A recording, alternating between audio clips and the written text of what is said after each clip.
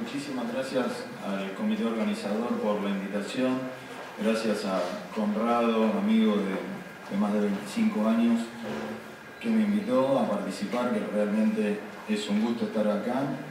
Quiero felicitar a los expositores anteriores que me enseñaron muchísimo y realmente voy a tomar algo que dijeron ellos, que es trabajar en un contexto multidisciplinario, lo cual para nosotros es fundamental. ¿Por qué? Porque muchas veces, yo soy clínico, hago diabetes, pero muchas veces el diagnóstico no lo hago yo, me lo deriva un podólogo, un imagenólogo, alguien de un equipo que nosotros deberíamos consultar. Por lo tanto, se podría considerar que uno, como cabeza de ese equipo que va a llevar ese paciente diabético, es el que va a manejar un poco la batuta, pero tenemos que rodearnos de un cardiólogo, de un podólogo, de una enfermera, de aquellos que nos ayuden a que ese paciente vaya a tener una calidad de vida importante, buena, a través de una enfermedad crónica, como es la diabetes, una enfermedad que le tenemos que enseñar al paciente que va a tener que convivir con ella durante toda su vida y enseñarle diferentes cosas para que esa enfermedad crónica vaya a no redundar en complicaciones que le deterioren la calidad de vida.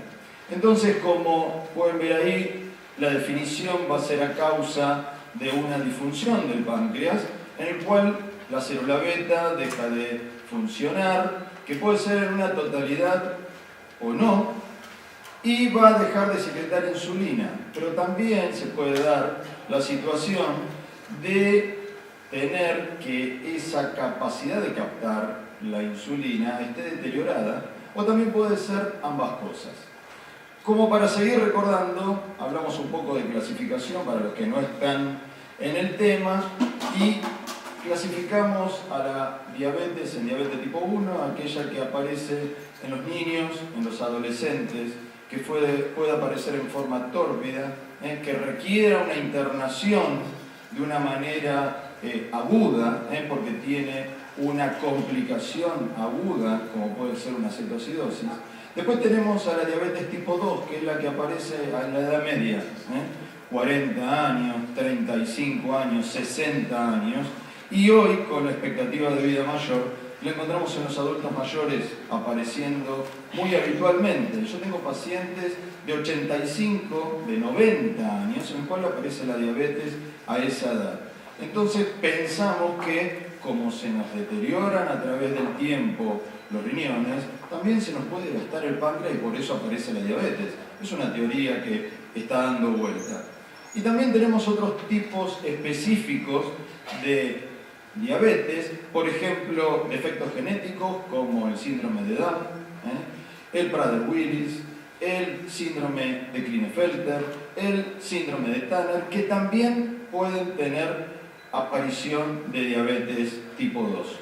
También tenemos endocrinopatías en carácter más tirando a la autoinmunidad, como es la tiroiditis de Hashimoto, que estaría relacionada más con la diabetes tipo 1. Y también la inducida por drogas, que nosotros lo llamamos como diabetes secundaria, por ejemplo, a tratamientos con corticoides. También no nos tenemos que olvidar de la diabetes gestacional, que puede ser una diabetes que va a aparecer durante el embarazo, pero también la podríamos dividir en diabetes pregestacional, aquella paciente que tenía diabetes y se embarazó. Pero también tenemos la diabetes gestacional, que es aquella que aparece durante el embarazo. ¿Sí? ¿Por qué? Porque el embarazo es una causa fisiológica de lo que nosotros llamamos insulinoresistencia, que ahora vamos a abordar un poquitito más el tema. Entonces, ¿cómo se presenta clínicamente por lo general? Poliuria, polidipsia, polifagia, cansancio, astenia, visión borrosa. Puede venir el paciente y decirle, me siento cansado, y nosotros, o el paciente mejor dicho, piensa que está trabajando mucho y tiene muchísimo estrés y ello lo lleva a tener ese cansancio que no tenía anteriormente. Y posiblemente tenga antecedentes de familia con diabetes y no lo tiene en cuenta. Tendríamos que considerar, en este caso, que hay un 50% de pacientes que andan por la calle que no saben que tienen diabetes, o sea, subdiagnosticados. Y eso es muy importante porque cuando nos llega la consulta ya tiene instaurado sus complicaciones tanto micro como macrovasculares, como lo vamos a ver posteriormente.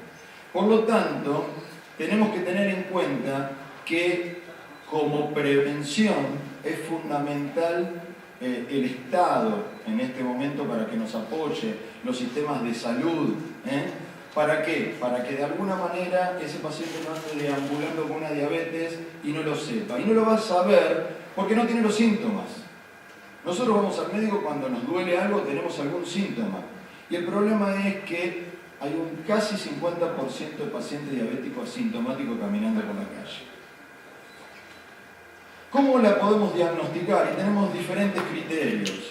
Algunos de ellos puede ser el aumento de la glucemia en ayuno mayor o igual a 126, pero en 2 determinaciones. Una prueba oral de tolerancia a la glucosa mayor o igual a 200 o glucemia al azar mayor o igual a 200. Y también podríamos llegar a tener pacientes que tienen sintomatología y tienen una glucemia al azar mayor a 200. Entonces, para recordar, ¿qué nos dicen las guías que nosotros utilizamos para poder realizar diagnóstico y tratamiento? Una de ellas, y la más importante, que se utiliza es la de la Asociación Americana de Diabetes, que es la ADA. Después tenemos otras guías que es de la Sociedad Europea de Diabetes, y para lo que sería el resto del mundo también tenemos la Federación Internacional de Diabetes. En Argentina tenemos la Sociedad Argentina de Diabetes, que tengo el orgullo de estar durante hace muchísimo tiempo, y nosotros nos guiamos principalmente por las guías que se realizan con consensos entre la Sociedad Europea de Diabetes y la Sociedad Americana de Diabetes. ¿Por qué surgen estos cortes y nosotros decimos por qué queremos que un paciente tenga cierto nivel de glucemia? Por ejemplo, la hemoglobina glicosilada, para los que no lo sepan, es el conjunto de glucemias que tiene el paciente en el término de 3 meses, que lo podemos evaluar a través de la determinación de lo que se llama A1C. La hemoglobina glicosilada es una porción de la hemoglobina total del hemograma, la cual se glicosila, o sea, se llena de azúcar, y teniendo en cuenta que nosotros sabemos que el eritrocito dura 3 meses, podemos evaluar la cantidad de azúcar que se acumuló en esa porción de hemoglobina durante los últimos 3 meses. Y así determinar y poner un valor que no es caprichoso para poder evaluar si el paciente está bien metabólicamente o no. ¿Por qué es bueno que el paciente esté bien metabólicamente? Porque si está bien metabólicamente va a tener menos riesgo de complicaciones crónicas. ¿Y a dónde se lleva este número o cómo se llega a este número menor de 7? Porque en estudios, por ejemplo, uno de los más importantes a nivel de diabetes tipo 1, que se llama BCCT, DCCT, que se realizó en la década del 90 con muchísimos pacientes, casi 10.000 pacientes diabéticos tipo 1, el cual se quiso evaluar con un tratamiento estándar versus a un tratamiento intensificado, quién realizaba las complicaciones crónicas. Y se encontró que los pacientes que realizaban el tratamiento intensificado, o sea, que cumplían con su tratamiento tanto alimentario como ejercicio físico, como también la aplicación de la insulina, porque era un grupo de diabéticos tipo 1, tenían menos complicaciones crónicas y sobre todo tenían menos retinopatía.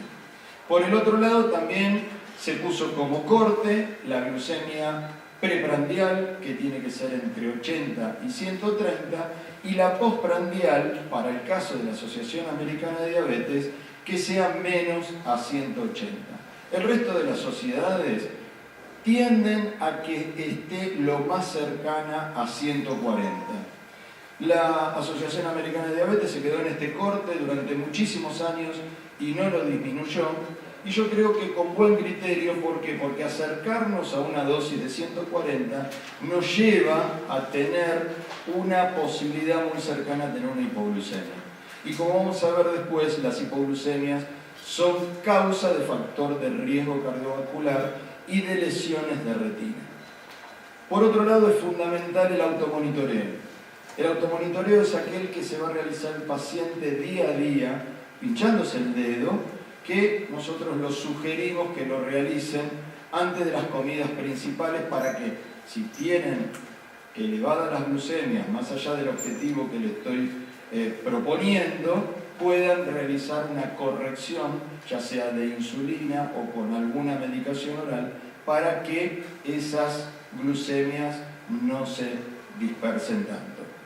Entonces, si hacemos un pantallazo de lo que sería la fisiopatología de la diabetes tipo 2, que vamos a tener el 90% de nuestra población con diabetes tipo 2, y el 10% solamente restante con diabetes tipo 1, y en el cual también dentro de ese 10% tenemos pacientes de características autoinmunes que no son aquellos que empezaron a los 5 años o en la adolescencia, que se toman como diabéticos autoinmunes de la edad adulta, que lo van a encontrar como LADA, pero son diabéticos que requieren insulina, que posiblemente no la tuvieron en un principio, pero inmunológicamente el páncreas se autodestruye y no tienen reserva insulínica, por lo tanto requieren en forma externa.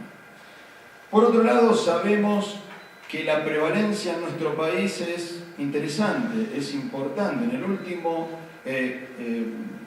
encuesta del 2013 de patología crónica, se encontró que casi el 10% de la población argentina tiene diabetes, lo cual estaríamos hablando, si somos 44 millones, 45 millones, yo supongo que seguimos aumentando, porque siempre estamos en 40 millones, creo que en algún momento nos reproducimos, ¿no? Entonces, vamos a suponer que seamos 45 millones, bueno, 4 millones y medio serían pacientes diabéticos, que pueden haber tenido diagnóstico o anden caminando sin diagnóstico. Entonces, vamos a enfocarnos más al paciente diabético tipo 2, que es el que más tenemos en nuestra población. Y la diabetes tipo 2 se va a producir por 3 efectos principales. Por un lado, en el páncreas, que es aquel órgano que se produce la disfunción, o sea que realiza la disfunción y por eso deja de producir insulina y por eso aparece la enfermedad, va a estar compuesto por el islote de Langerhans. El islote de Langerhans va a tener 2 tipos de células principales. Una de ellas es la célula beta, que es la que secreta insulina. Pero por el otro lado, es muy importante, la célula alfa, que secreta glucagón. Y entre ellas se autocontrolan. Porque el glucagón es hiperglucemiante y la insulina es hipoglucemiante.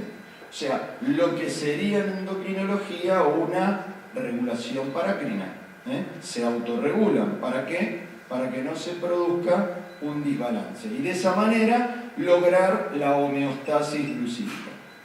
Entonces, ¿qué harían estas dos hormonas? Por un lado, si nosotros tenemos menos cantidad de insulina, me aumenta el glucagón. Y ese glucagón, el exceso, al tener menos insulina, va a actuar sobre el hígado por un lado y va a producir una liberación excesiva de glucosa a través del hígado, y por el otro lado, a través de la disminución de la captación de glucemia a través de órganos blancos como el músculo, el tejido adiposo, vamos a tener la consecuencia de tener la hiperglucemia. Pero esto es debido a varios factores. Y estos factores va a ser porque aumenta la producción hepática de glucosa, como dijimos recién, y vamos a tener hiperglucemia, pero también tenemos por el otro lado que los ácidos grasos libres tienen su efecto. Si aumenta la producción de ácidos grasos libres, vamos a tener un aumento de la lipotoxicidad, y por el otro lado, si nos aumenta la glucosa, vamos a tener el aumento de la glucotoxicidad. Por ende, los dos van a actuar sobre páncreas y van a producir una disfunción de la célula beta. ¿Eso pasa de un día para el otro? No. ¿Sí? Eso es progresivo, absolutamente progresivo, va pasando muy de a poco. ¿Por qué? Porque nuestro cuerpo es absolutamente inteligente. Entonces, cuando el páncreas se va deteriorando muy progresivamente, la capacidad de la célula es empezar a producir más insulina. ¿Para qué? Para compensar lo que nosotros comemos y para compensar ese exceso de glucagón. Entonces se produce una situación de que se llama hiperinsulinemia compensadora.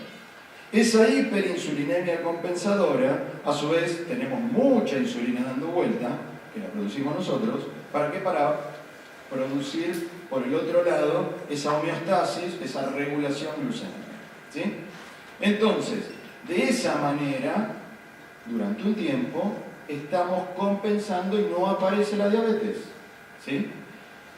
De esa manera, a medida que seguimos con la glucotoxicidad y seguimos con la lipotoxicidad, eso va siendo progresivo y se va destruyendo la célula beta hasta llegar a diabetes tipo 2. Y una de las causas es esta pancita, este sedentarismo, ¿sí? Esta panza que, si nosotros la vemos en imágenes, la vamos a tener de dos tipos de distribución. Si le hacemos un corte transversal tomográfico, vamos a ver que tenemos una distribución corporal diferente, ¿sí? Lo cual vamos a tener una distribución que puede ser visceral y puede ser subcutánea. Y la peor de todas es la grasa visceral.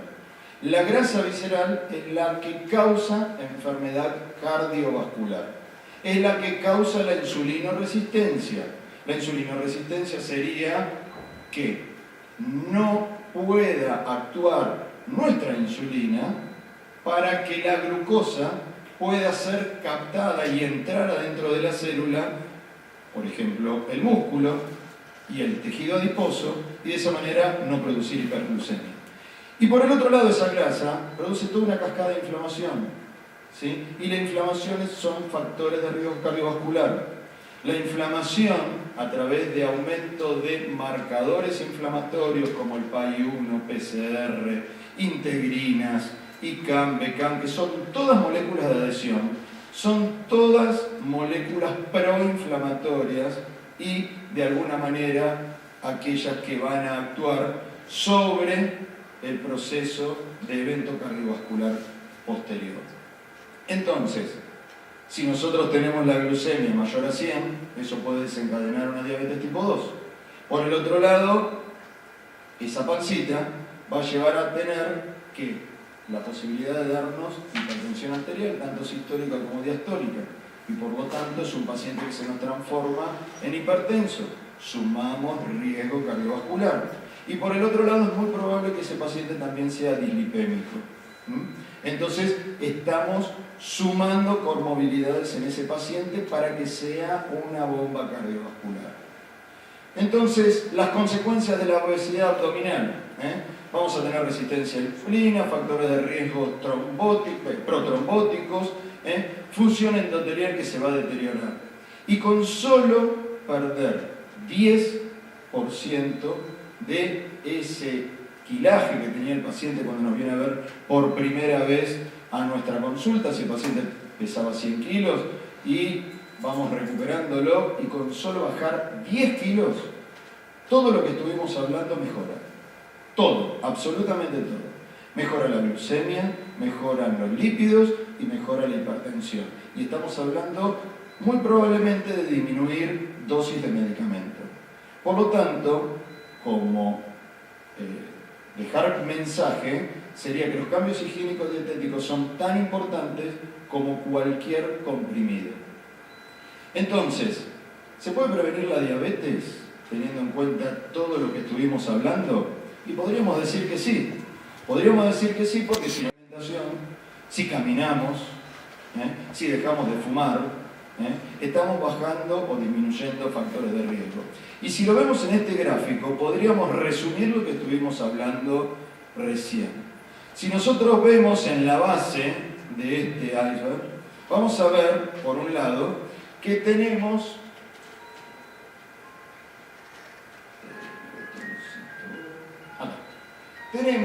que en un primer momento vamos a tener que el metabolismo de la glucosa va a ser normal, o sea, vamos a estar en homeostasis.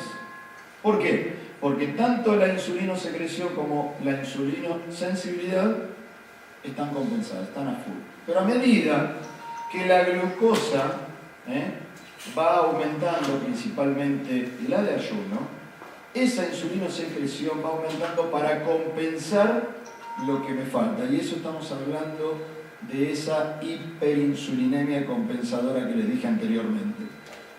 Si eso sigue avanzando, llegamos a un estado de intolerancia a la glucosa, donde la insulinosecreción, ven que cae. ¿Por qué? Porque se me está gastando la célula beta, se me está gastando el páncreas.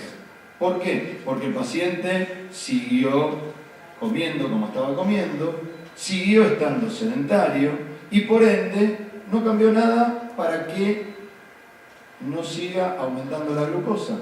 Y si ustedes se fijan, la insulinosensibilidad va disminuyendo.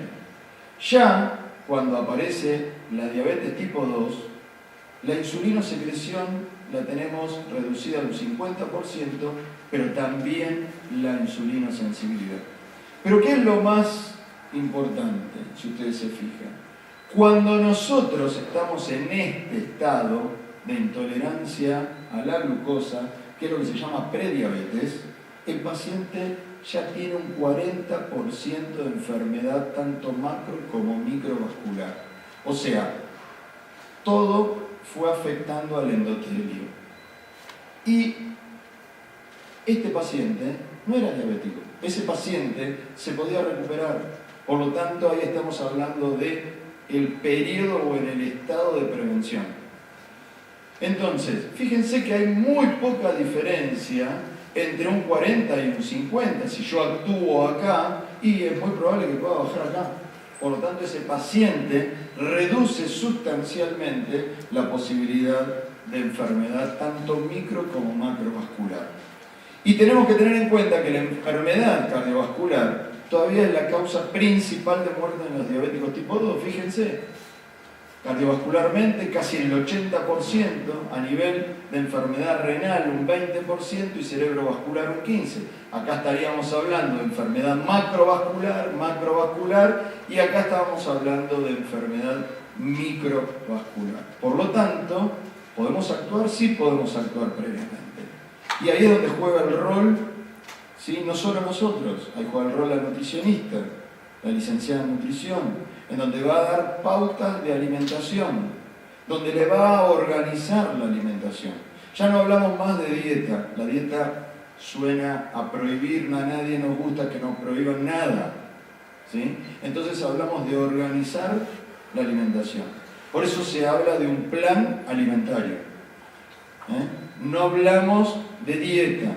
Entonces la nutricionista, o en caso de que lo hagamos nosotros, le indicamos qué alimentos comer. No se prohíbe prácticamente nada. Antes, hablar de diabetes era prohibir las pastas, era prohibir el pan y era prohibir todas la otra P, eran 3 P: papa, pastas y pan, ¿sí? Lo cual, ahí tenemos todas las harinas, todos los hidratos de carbono. Hoy por hoy los debe de comer, pero en menos proporción. Lo que hay que evitar es el estofado, o sea que la grasa, durante la salsa, que no agregarle carne ni pollo para que no se desgrase ahí adentro. ¿Puede comer un plato de fideo? Puede comer un plato de fideos el paciente. Pero hay vericuetos como para que esos fideos no le hagan mal. Por ejemplo, antes de comer los fideos, comer verduras. Porque de esa manera lo que se haría es disminuir lo que nosotros llamamos el índice glucémico. ¿El índice glucémico qué es? Es cuando pica la glucemia después de comer. Cuanto más alto es el índice glucémico, más alto va a tener la glucemia postprandial. Por lo tanto, ¿cómo reducimos ese pico de la glucemia? Y dándole fibra. ¿Y cómo le podemos dar fibra?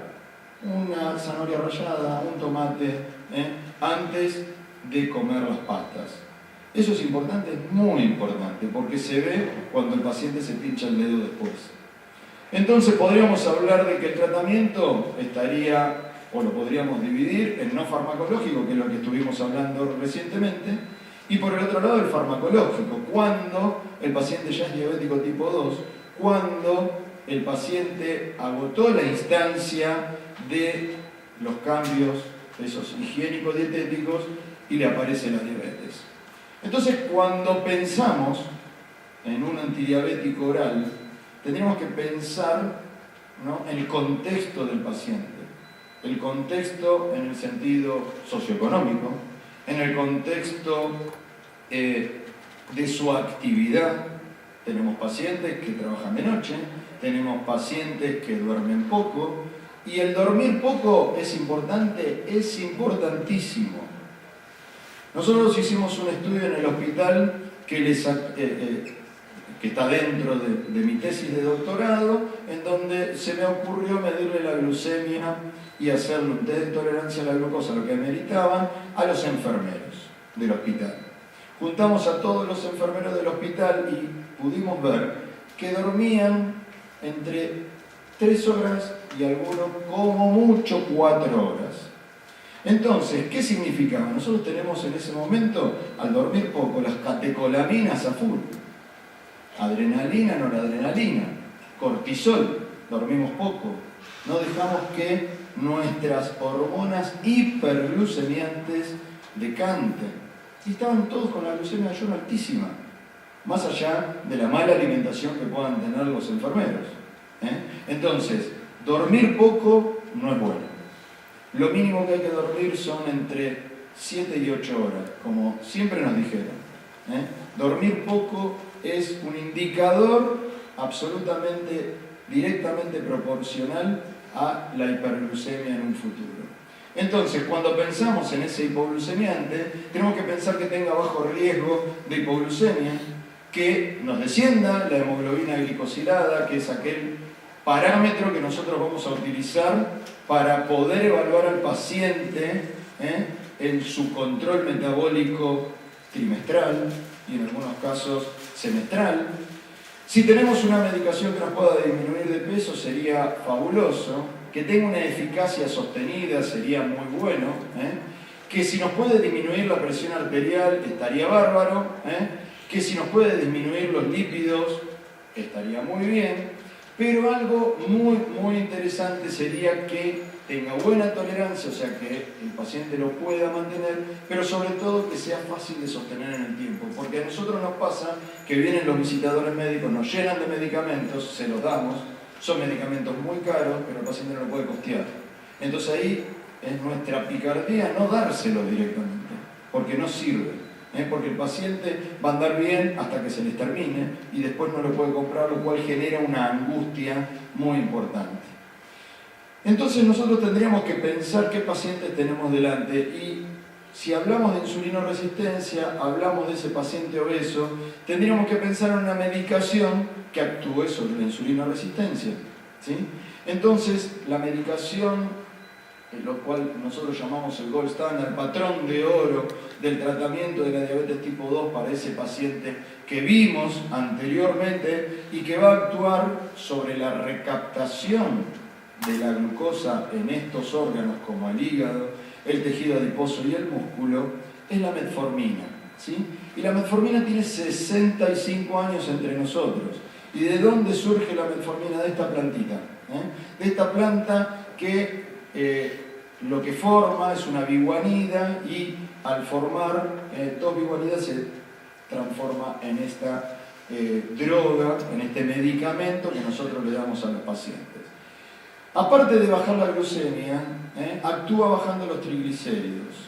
Tiene un mecanismo de acción muy interesante. Lamentablemente, la única pata débil que tiene la metformina es la intolerancia gástrica. Puede dar diarrea, puede dar gastritis. Pero bueno, últimamente la farmacotecnia hizo que empaquetaron a la metformina dentro de un polímero, lo cual ese polímero tiene nanotúbulos que hace que, en contacto con el agua, la metformina salga por esos nanotúbulos y haga de protección ese polímero a nivel gástrico. Por eso los pacientes después, cuando muchas veces vienen al consultorio y dicen: doctor, expulsé por la materia fecal el comprimido que usted me dio. No, es lo que está expulsando es el continente, no el contenido. El contenido se absorbió, ¿sí? Entonces lo que está expulsando es el polímero. ¿Por qué? Porque no es biodegradable. Es biocompatible, pero no biodegradable. Pero redujo sustancialmente los efectos adversos de esta droga, que es maravillosa porque disminuye la inflamación del endotelio y, más allá, tiene una acción de beneficio cardiovascular muy importante. Por el otro lado, tenemos también sobre la insulinoresistencia a las TZD, que son las tiazolinedionas. Las tiazolinedionas son la rosiglitazona y la pioglitazona. La rosiglitazona tuvo algunos problemas a nivel cardiovascular, lo cual en Argentina y en muchas partes del mundo prácticamente se sacaron del mercado. En algunas todavía se está utilizando. ¿Por qué? Porque se pudo encontrar que produce más insuficiencia cardíaca. Y el hecho de poder producir insuficiencia cardíaca, retienen un poco de líquido, producen más edema, y podrían actuar sobre la parte de la bomba cardíaca. Lo que, al aumentar la posibilidad de edema, también nos aumentan de peso. Por lo tanto, sería un tipo de droga que habría que pensarla. Como medicación sobre la insulinoresistencia, excelente. Excelente. Tiene una acción a nivel nuclear, actúan a nivel nuclear, por lo tanto tenemos que esperar la posibilidad de que haga efecto, o sea, su efecto máximo lo va a tener aproximadamente a los 40 días. Pero a su vez también va a tardar 40 días en dejar de hacer efecto. Por lo tanto, si nosotros a ese paciente pensamos después agregarle insulina, tenemos que tener mucho cuidado porque el paciente va a seguir insulino sensibilizado. Y de esa manera tendríamos que pensar en ir agregando la insulina muy de a poco, de una manera totalmente titulada. La que tenemos actualmente en el mercado es la pioglitazona, ¿sí? Que eso se vende, hay estudios donde hablan que tiene buenos efectos a nivel cardíaco, lo cual todavía la podemos encontrar en el mercado con un muy buen resultado a nivel de la insulinoresistencia. Entonces, podríamos dividir el tratamiento en aquellos que actuamos sobre la insulinoresistencia, pero por el otro lado también podemos pensar en que si nos quedaba un 50% de célula o de masa de páncreas y de célula beta, podríamos pensar que todavía tenemos la posibilidad de secretar algo de insulina de ese páncreas. Y ahí es donde surgen las sulfonilureas. Las sulfonilureas tenemos en el mercado glibenclamida, gliclazida, glipizida, glimepirida.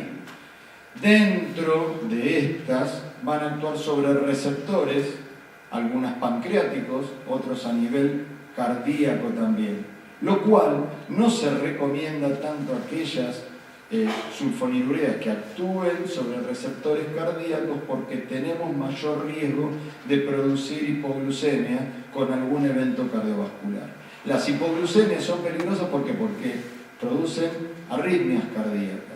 Las hipoglucemias van a producir también riesgo de evento cardiovascular porque nuestro cuerpo se quiere defender de la hipoglucemia. Entonces van a producir síntomas adrenérgicos. Por lo tanto, el paciente se va a poner sudoroso, taquicárdico, para poder compensar esa disminución de glucemia, de glucosa en sangre, la cual va a llevar a ese paciente, si es muy profunda, a la pérdida de conocimiento. Entonces, a su vez, se genera secreción de catecolamina. ¿Para qué? Para producir la constricción de las arterias, de esa manera aumentar la presión arterial y que el cuerpo se defienda de no desmayarse. Entonces, eso puede producir un evento cardiovascular, pues se puede desprender una placa. Por lo tanto, la hipoglucemia hay que tener extremo cuidado. Por el otro lado tenemos las glinidas, que son secretagogos, pero de acción mucho más rápida y una vida media mucho más corta. Ahí tenemos la repaglinida y la nateglinida, que actuarían y serían muy beneficiosas para disminuir la hiperglucemia postprandial. Y ahora entramos en medicación un poco más cercana en el tiempo. El resto, la que estuvimos hablando anteriormente, salvo la pioglitazona, o sea, las tiazolinediona, 65 años la metformina, casi 70 las sulfonilureas, o sea, mucha experiencia. Pero las incretinas, hablar de incretinas hace 30 años atrás era futurismo y era algo totalmente hablar de una película de ciencia ficción. ¿Y cómo actúan las incretinas? Las incretinas son enterohormonas que tenemos en el intestino, principalmente en el ilio, que secretan una hormona que se llama GLP-1, Glucagon Peptidase-like 1. En los diabéticos tipo 2, esta hormona está reducida. ¿Y qué hace esta hormona? Hacer secretar insulina. En los diabéticos tipo 2 la tenemos disminuida. Pero a su vez, esta hormona, esta enterohormona, actúa sobre el glucagón, reduciendo al glucagón. Por lo tanto, tenemos una acción dual de esta enterohormona. Nos aumenta la secreción de insulina, pero nos disminuye el glucagón. Por lo tanto, tenemos que nos aumenta la capacidad de disminuir la glucemia y a su vez también nos disminuye la hormona que nos aumenta la glucemia. Es muy interesante. Entonces, ¿cuáles son las acciones? Después de una comida, porque es absolutamente glucosa dependiente, se secreta este GLP-1 a nivel de las células intestinales L. Entonces va a estimular la secreción de insulina de glucosa dependiente, suprime la secreción de glucagón, como les dije, enlentece el vaciamiento gástrico, reduce la ingesta de comida y disminuye el peso en el caso de los agonistas de GLP-1. Nosotros vamos a tener este tipo de medicamentos que son de característica inyectable. Los agonistas de GLP-1 son de característica inyectable. Y es interesante que solamente se activan cuando comemos. O sea, yo me inyecto ese agonista de GLP-1 y no como, y no voy a tener riesgo de producir hipoglucemia. En caso de tener una unión de estos agonistas de GLP-1, si no tenemos glucosa y activamos a ese receptor, lo que vamos a hacer también una activación a través del AMP cíclico de un aumento de calcio intracelular, pero no mucho. Pero en cambio, cuando le agregamos la glucosa intracelular, ese ingreso de la glucosa intracelular va a ser lo mismo que anterior, se va a despolarizar la membrana, va a ingresar más calcio intracelular y por ende tenemos más secreción de insulina. Ese sería el mecanismo de acción de los GLP-1. ¿Qué tenemos? Y también la naturaleza nos dio algo. Nos dio a este lagarto en el cual se le aisló la saliva y se realizó GLP-1, pero con una analogía del 50%. Por lo tanto, nosotros a la familia la llamamos agonistas de GLP-1. No vamos a hablar de análogos de GLP-1, porque en el mercado actualmente tenemos dos. El exenatide, que es el del lagarto, y tenemos el liraglutide, que ese sí realmente es GLP-1 prácticamente muy parecido al humano. Ese realmente es un análogo con una analogía del 97%. ¿Qué pasa? Este GLP-1 que nosotros tenemos endógeno nuestro, el que tenemos endógeno, solamente dura de 2 a 3 minutos. ¿Sí? ¿Por qué? Porque hay una enzima que se llama dipeptidilpeptidasa 4 que lo rompe y lo degrada. Por lo tanto, los hace durar muy poco en el medio y de esa manera, al estar muy poco en el medio, su efecto terapéutico es muy bajo. Por lo tanto, surgen los análogos que la vida media vamos a tener que tiene 13 horas y vamos a tener el laxenatide que dura menos. Por eso el exenatide lo usamos para las glucemias postprandiales que duran y hay que aplicarlo 2 veces en el día, y el liraglutide una vez en el día se aplica y principalmente para disminuir la glucemia de ayuno. Y este sería el que tenemos todos nosotros.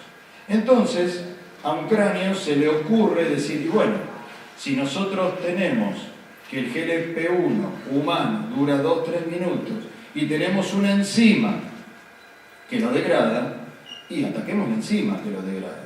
Y ahí es donde nacen los inhibidores de la dipeptidilpeptidasa 4.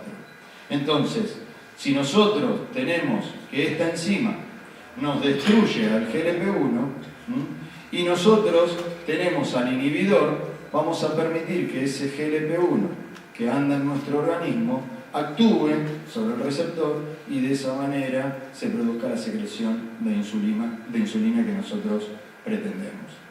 Diferencias entre uno y otro: los agonistas de GLP-1, por ejemplo el liraglutide, disminuye de peso. Y actualmente lo deben de haber leído, escuchado, porque salió en todos lados, una medicación para disminuir de peso, o sea, para la obesidad mórbida. Es el liraglutide, pero en dosis mucho mayores que las que se utiliza para la diabetes. De hecho, no está aprobado para su utilización en diabetes, sino para obesidad. ¿Qué nos puede producir? Y este tipo de medicamentos pueden producir, porque actúan sobre el vaciado gástrico, pueden producir náuseas y vómitos. Esos serían los efectos colaterales. Los inhibidores, en este caso, no van a actuar sobre el peso. No actúan sobre el peso, tienen acción cero sobre el peso. Pero es muy raro que también causen diarreas, vómitos o náuseas. ¿Qué es lo que tenemos que tener en cuenta? Y algo había hablado el doctor Guerra anteriormente. Nosotros podemos tener pacientes con patología neuropática autonómica gástrica. Por lo tanto, el paciente, por su evolución de la enfermedad, 15 años, 20 años, puede tener esta patología crónica.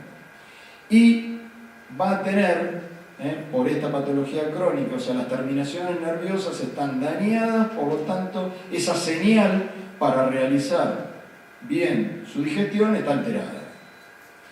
Y va a tener posiblemente náuseas y vómitos y hasta puede llegar a tener diarrea. Entonces, este tipo de medicamentos no serían los indicados para este tipo de pacientes. Ya vimos la sincretina y ahora vamos a ver lo último que hay dentro del tratamiento oral para el paciente diabético, que son los glucosúricos. Los glucosúricos es, yo lo llamo como la paradoja del tratamiento de la diabetes. Nosotros anteriormente, tiempo atrás, decíamos que si un paciente presentaba glucosuria era un paciente que estaba mal controlado de su diabetes. Hoy por hoy, nosotros tenemos que preguntar al paciente qué medicación está tomando. Porque este tipo de medicación lo que hace es eliminar la glucosa que le sobra al paciente porque no le permita que se reabsorba a nivel del riñón. Y esa disminución de la absorción o esa inhibición de la absorción de la glucosa a través del riñón se va por la orina. ¿Sí? Y nosotros antes, el paciente decíamos que estaba mal controlado. Bueno, ahora tenemos que preguntarle, ¿y de dónde surge? También la naturaleza nos devuelve algo. Y surge de la corteza del manzano. Y fíjense, viene estudiándose del 1800. Y su efecto y acción en humanos y ratas, 1900. Y el efecto antidiabético se descubre en 1987. Este es el alemán que lo descubre, en el cual le da la floricina a los perros y le va a producir la glucosuria. Entonces ahí empezamos a redescubrir un órgano que no lo teníamos en cuenta, que es el riñón. El riñón pensábamos que actuaba en la filtración y punto. Pero lo redescubrimos como aquel órgano también, junto al hígado, que también actúa en la gluconeogénesis, disminuyéndola prácticamente igual que el hígado. ¿Sí? Mejor dicho, produciendo glucosa prácticamente igual que el hígado, aproximadamente 70 gramos en el día. Entonces, ese riñón va a actuar sobre la gluconeogénesis, consume glucosa, pero también la reabsorbe. Entonces, vamos a ver que alrededor del 10% de la glucosa consumida por el organismo en estado de ayuno lo hace el riñón, pero también esto va a ocurrir principalmente en la médula renal. Si nosotros recordamos la unidad funcional del riñón, que es el nefrón, va a estar compuesta por el glomérulo, donde se va a producir la filtración, en el túbulo proximal la reabsorción y después en el colector la eliminación. Esa es la unidad funcional del riñón. Si nosotros lo desglosamos, vamos a ver que vamos a tener receptores a nivel del túbulo proximal, los cuales lo dividimos en dos segmentos, en el S1 y en el S2. En el S1 vamos a tener los receptores que se llaman SGLT2 y van a ser capaces de reabsorber la glucosa en un 90%. Y después tenemos a los receptores SGLT1 que reabsorben aproximadamente el 10%. Entonces, si esto no tenemos ningún problema y fisiopatológicamente es normal, vamos a tener, no deberíamos de estar eliminando glucosa a través de la orina. Pero ¿qué pasa? Si nosotros superamos el umbral de reabsorción de glucosa, la glucosa va a ser transportada y va a llegar al túbulo colector y se va a eliminar por la orina. Entonces, lo que va a pasar es lo siguiente. Nosotros, si lo vemos en esta célula, vamos a ver que en la luz tubular vamos a encontrarnos con este receptor SGLT2, que en definitiva es un cotransportador sodio-glucosa. Entra glucosa, entra sodio, por la membrana apical de nuestra célula donde tenemos las microvellosidades. Lo que va a pasar es que en la membrana basal vamos a tener al GLUT2, que va a ser el que transporta la glucosa, y también la bomba de sodio-potasio, que va a ser aquel que se encarga del sodio. Entonces, si nosotros hacemos este mecanismo, se va a producir la reabsorción de glucosa y por ende nos aumenta la glucosa.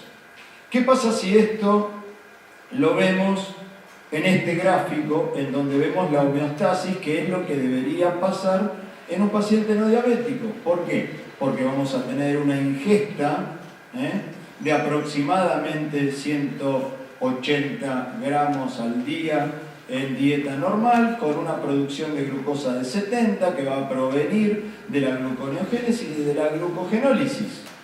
Y se va a filtrar 180. Pero a su vez también se reabsorbe otros 180, producto del consumo. Por lo tanto, de esta manera no tenemos glucosuria. Pero ¿qué pasaría en un paciente diabético mal controlado? Esta producción de glucosa aumenta por consecuencia del aumento de la gluconeogénesis y la glucosa filtrada pasa a ser alrededor de 270 gramos al día. Entonces ahí superamos el umbral de reabsorción y aparece la glucosuria. Entonces a otros cráneos se le ocurren sintetizar lo que el muchacho alemán que vimos anteriormente lo había visto en la corteza del manzano. Entonces se empiezan a formar síntesis de las floricinas. Y lo que quieren hacer, y lo que se hizo, y lo que se utiliza, son los inhibidores de los SGLT2, los cuales se llaman ISGLT2. Entonces, si nosotros inhibimos la reabsorción a través de estas glifosinas a nivel del túbulo proximal, lo que vamos a hacer es inhibir la reabsorción para que de esa manera se reduzca la hiperglucemia, y lo que no queremos va a ser eliminado por la orina a través del túbulo colector. ¿Cuáles tenemos en el mercado? La dapagliflozina, que es la primera que llega a nuestro país. Por el otro lado, la canagliflozina, que es la primera que sale en Estados Unidos. Y por último, la empaglifosina. Hoy por hoy están teniendo este tipo de medicamentos un boom a nivel cardiológico. ¿Por qué? Porque se encontró en diferentes estudios que reducían el riesgo cardiovascular. En la empaglifosina, en un estudio que se llama EMPA-REC, disminuyó el riesgo cardiovascular en 38%. Con la dapaglifosina, en un estudio que se llama DECLARE, que tuve la suerte de estar presente en la presentación en Berlín este año, hace poquito, también se redujo un 14%. Y con la canagliflozina, también se redujo en un porcentaje importante los eventos cardiovasculares. ¿Son iguales? El mecanismo de acción sí, pero todavía no se sabe por qué la empagliflozina tuvo mejor efecto cardiovascular que el resto. Lo que podríamos decir que los estudios fueron en poblaciones totalmente diferentes, y el por qué podría estar ahí. ¿Por qué? Porque con empagliflozina se hizo para prevención secundaria en un mayor porcentaje, y con dapagliflozina principalmente en un 60% se realizó con una población para ver prevención primaria. Entonces, cuando hablamos de las complicaciones crónicas, que es lo que queremos evitar con todo lo que venimos hablando hasta ahora, vamos a tener factores de predisposición, como genéticos, como la glucemia alterada, como el estilo de vida que no sea el aceptado, y vamos a tener esa fase silenciosa al principio. Pero después de no hacer las cosas bien, surgen las complicaciones en donde la fase es con síntoma, y lamentablemente las complicaciones avanzadas son irreversibles. Acá podemos actuar, ¿sí? Acá podemos actuar. Entonces, la prevalencia de las complicaciones de la diabetes en el momento de diagnóstico, fíjense, el momento del diagnóstico, teniendo en cuenta que el diagnóstico a lo mejor ese paciente es diabético de hace 5 años atrás, y vamos a tener un 17% de retinopatía, un 11% de nefropatía, 21% de neuropatía, 9% de enfermedad cerebrovascular, 23% de lesión coronaria, incluso infarto, y de enfermedad vascular periférica en un 8%. Entonces tenemos que tener en cuenta el impacto de estas complicaciones de la diabetes a nivel salud. Es importantísimo. Mucho tiempo el sistema de salud, mucho gasto del sistema de salud, simplemente pudiéndolo reducir con prevención y con cambios. Entonces tenemos que la causa más importante de ceguera no traumática entre los pacientes de entre 20 y 72 años de edad causan más importante insuficiencia renal. Aumenta el riesgo de enfermedad cardiovascular hasta 4 veces y se puede triplicar si el paciente fuma. Y causa el 48% de amputaciones no traumáticas de miembros inferiores. Importantísimo. Y dentro de estas causas de amputaciones tenemos una entidad que es la artropatía de Charcot. La artropatía de Charcot es un síndrome asociado a neuropatía caracterizado por fragmentación, destrucción ósea y articular, que puede llevar a deformidades severas, incluso a la amputación. Y fíjense, este punto de apoyo es aquel que le va a producir el edema y posteriormente la úlcera. Y vamos a ver cómo vamos a tomar dos situaciones fisiopatológicas o dos teorías, en donde la primera puede ser traumática, con microtraumatismos, con episodios agudos de trauma, y esto va a llevar progresivamente a la destrucción de la articulación con fracturas y luxaciones. También hay otra teoría vascular, la cual puede ser que coexista con una neuropatía severa asociada a una buena vascularización. A nivel radiológico, ¿qué vamos a tener? Los hallazgos son fundamentales, y vamos a tener una enfermedad en fase aguda temprana y otra enfermedad en fase avanzada. En la fase temprana vamos a tener edema de tejido blando, pérdida de espacio articular o osteopenia. Vamos a tener en la parte avanzada, en el antepié, reabsorción ósea con osteolisis de la falange y pérdida parcial o total de las cabezas metatarsianas en punta de lápiz. Lo cual es muy importante el diagnóstico y el seguimiento de estos pacientes. Tenemos tres tipos de clasificación, en donde vamos a tener la fase 1 de desarrollo y fragmentación, en donde tenemos un edema, tumefacción, vamos a tener un aspecto flemonoso, ¿sí? La radiografía puede ser normal o haber comenzado ya la etapa de fragmentación y fracturas periarticulares o luxaciones. Después tenemos la fase de coalescencia, en donde radiológicamente se van a evidenciar neoformaciones óseas, reacción perióstica, con coalescencia, fusión y puentes entre los fragmentos óseos, y puede aparecer esclerosis ósea. Fíjense cómo tenemos un pie totalmente deformado. Después pasamos a la fase de consolidación, en donde radiográficamente hay una maduración del callo, y una remodelación ósea con redondeo de los extremos óseos y puede disminuir en esclerosis. En este caso también tenemos un espolón. Esto es fundamental realizar descargas plantar. También tenemos deformidades con dislocación de la articulación tarso-metatarsiana. Y el tratamiento estaría indicado reposo y también podría llegar a ser a través de un yeso o una bota Walker.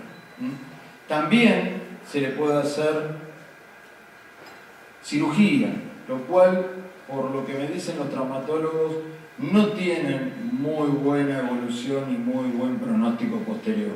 Es un pie de altísimo riesgo para una amputación. Fíjense la úlcera como complicación y podemos tener un Charcot ipsilateral o contralateral.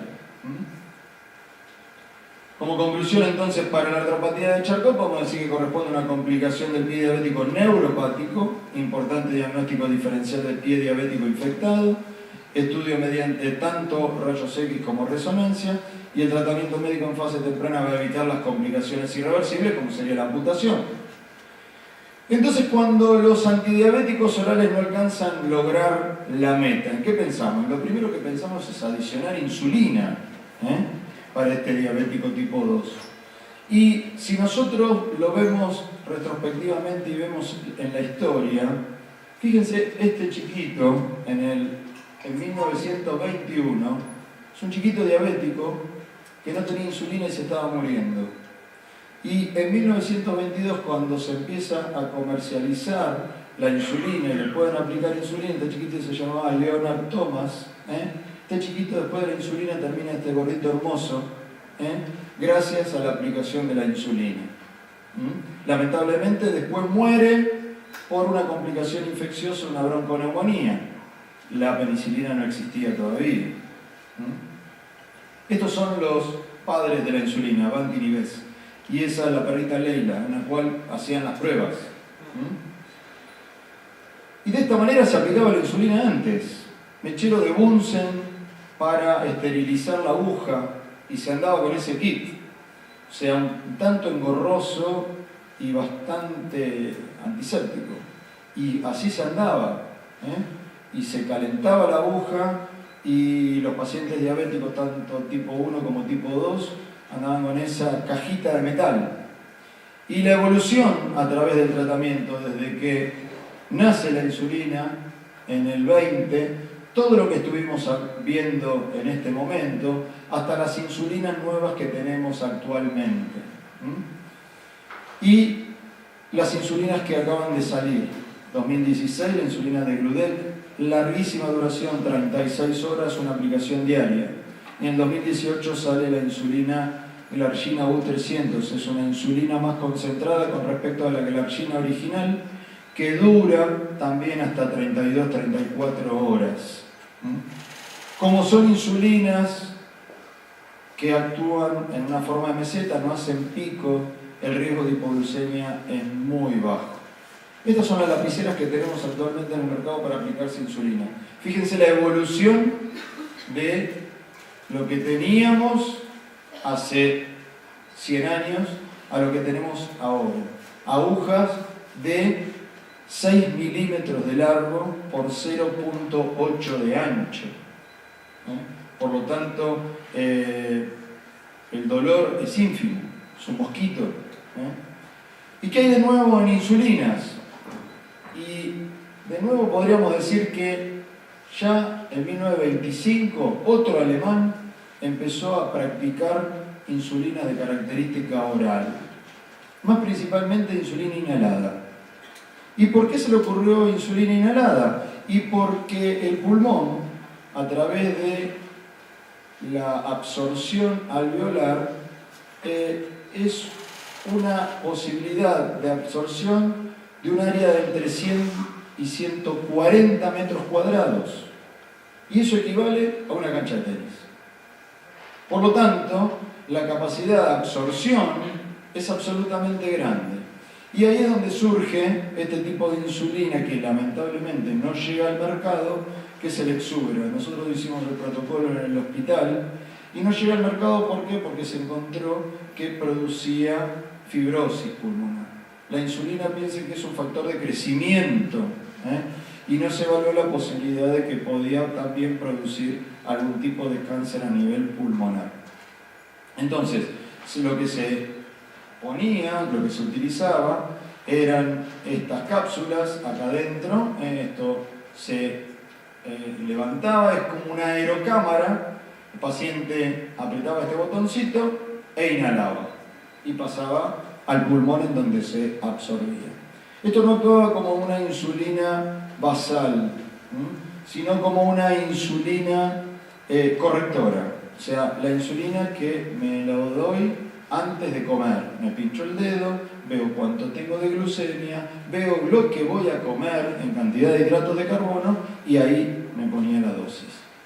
Después empezaron a surgir un montón de otras industrias farmacéuticas para seguirlo y mejorar los dispositivos, más pequeños, más prácticos. Lo otro era bastante grande, engorroso e incómodo. No era para el bolsillo del caballero, posiblemente tal vez para la cartera de la dama. Pero esto mejoró muchísimo el transporte. Y cada vez fueron más chicas y los sistemas de liberación de insulina a nivel pulmonar. Hasta que llegan a estos dispositivos tipo PAF, lo cual una empresa canadiense lo larga al mercado, lo comercializaron en Ecuador, en India y en algún otro lado de Oriente Medio. Pero la diferencia, que no era a nivel pulmonar, sino que la absorción era a nivel de orofaringe. ¿Sí? Nosotros tenemos que la orofaringe es un lugar de absorción muy importante. Entonces impactaba de una manera muy potente sobre la orofaringe y se producía la absorción. Con respecto a los infusores, vamos a tener que en la década del 80, o sea, las bombas de insulina eran esto. Esta mochila. Se empezó a practicar bombas de infusores de insulina, o sea, algo automático que me aplique la insulina y no tener que andar yo dependiendo de ciertos momentos y ciertas dosis. Y bueno, con el tiempo se fueron reduciendo, como todo, microchip, y la tecnología avanzó hasta que fue bajando en su tamaño hasta llegar a esto, que por vía Bluetooth se está comunicando a este sensor, que le está midiendo la glucemia, y este sensor le manda la indicación a la bomba digital para que con este catéter que está acá le aplique la insulina. ¿Sí? Bien, ¿qué pasa? Esto va a controlar la glucemia que tiene en ese momento, pero la bomba no regula lo que uno come. Por lo tanto, nosotros tenemos que apretar el botón para indicarle la cantidad de insulina que yo necesito en una ingesta. ¿Sí? Pero vamos a ver lo que se viene. Esto es viejo. Es una bomba de carácter interno, intraperitoneal.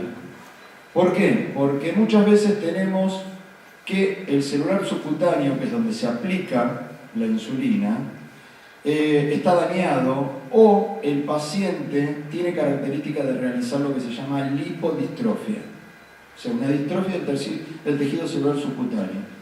Entonces, esa lipodistrofia en el tejido celular subcutáneo hace que la insulina no se absorba. Y esa lipodistrofia puede ser tanto de característica hipertrófica como hipotrófica. Y por lo general se produce a nivel de relación antígeno-anticuerpo. Hay una reacción de antígeno-anticuerpo entre la insulina y el tejido celular subcutáneo. Entonces el paciente no logra controlar y le ponemos una bomba intraperitoneal para ver si se puede realizar el control metabólico. Esto no se realiza en el país, se realiza en muy pocos lugares del mundo, principalmente en Francia, en Montpellier, son los que más tienen experiencia en este tipo de tratamiento. Después tenemos los microinfusores. Estos ya son microchips. Esto es lo que se viene, fíjense. Esto va a estar aplicado sobre la piel y va a venir un catéter a esto, que lo tenemos en este gráfico, lo cual va a venir el reservorio, lo vamos a tener por este lado, el reservorio de insulina, y este microcatéter va a estar implantado y va a ser lo que nosotros llamamos microbombas a través de microchip. Pero también se está trabajando en el páncreas biónico. El páncreas biónico va a ser aquel que inteligentemente esos dispositivos a través de conexión Bluetooth o de NFC, que es otro tipo de conexión inalámbrica, van a reconocer la cantidad de glucemia que tenemos y van a reconocer la cantidad de glucagón que tenemos y van a inyectar la cantidad de insulina que el cuerpo necesita para bajar la glucemia, tanto preprandial como postprandial.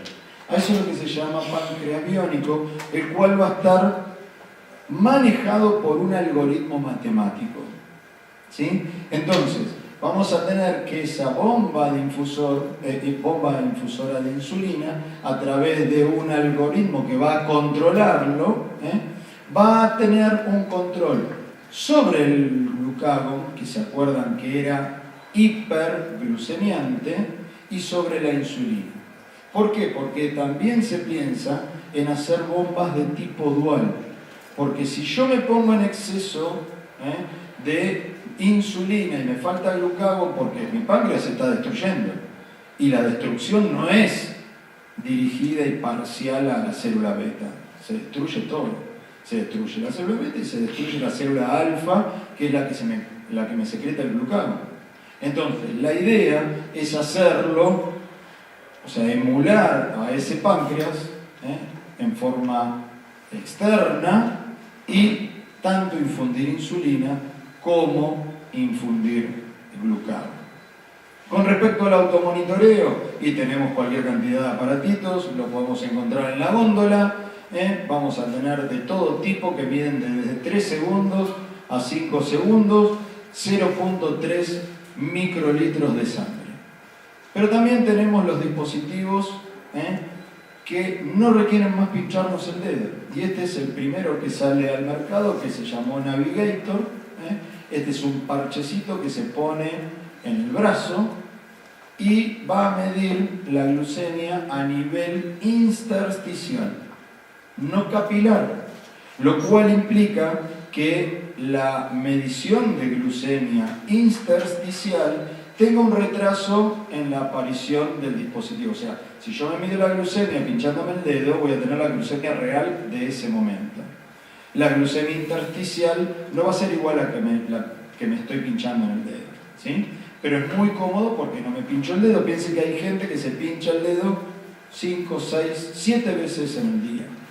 Más en las pacientes con diabetes gestacional que utilizan insulina y se tienen que aplicar tanto a nivel preprandial y posiblemente se tengan que monitorear y seguramente a nivel postprandial.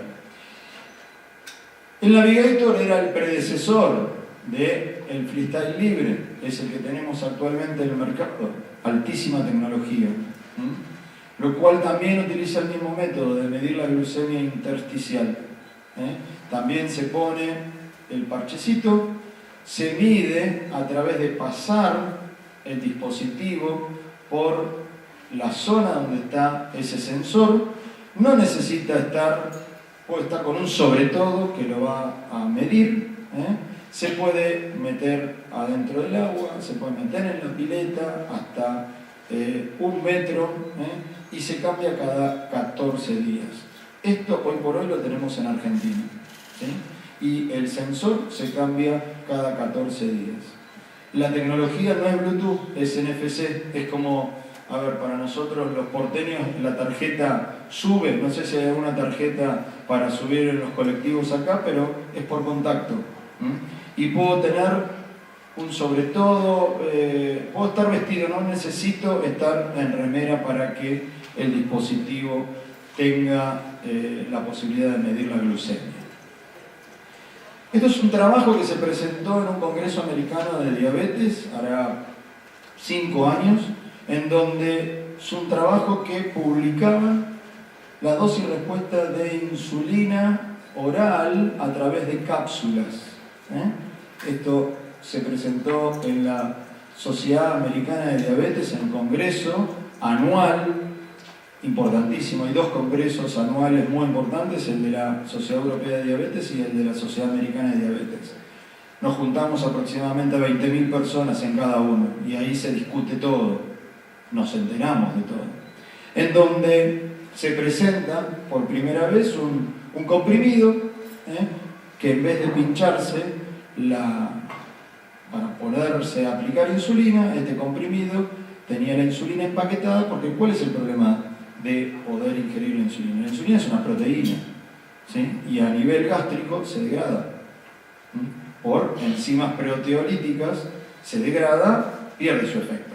O sea, si yo me tomo 1 litro de insulina no voy a tener hipoglucemia.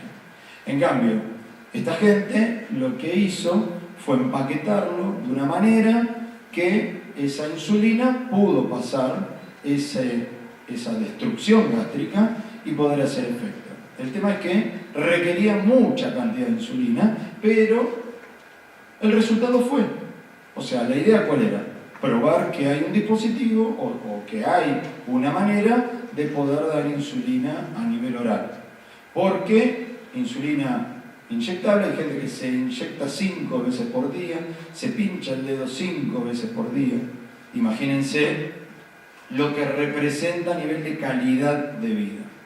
Entonces, una vez conversando con un tío mío, hermano de mi padre, que trabajó 40 años en la Comisión Nacional de Energía Atómica, me pregunta, ¿qué se podría hacer con la diabetes? ¿Hay algo nuevo? Porque nosotros hacemos algo. Él trabajaba en la parte de polímeros en la Comisión de Energía Atómica junto a un físico, mi tío es biofísico, y le digo, en forma de chanza, le digo, estaría bárbaro hacer una insulina oral.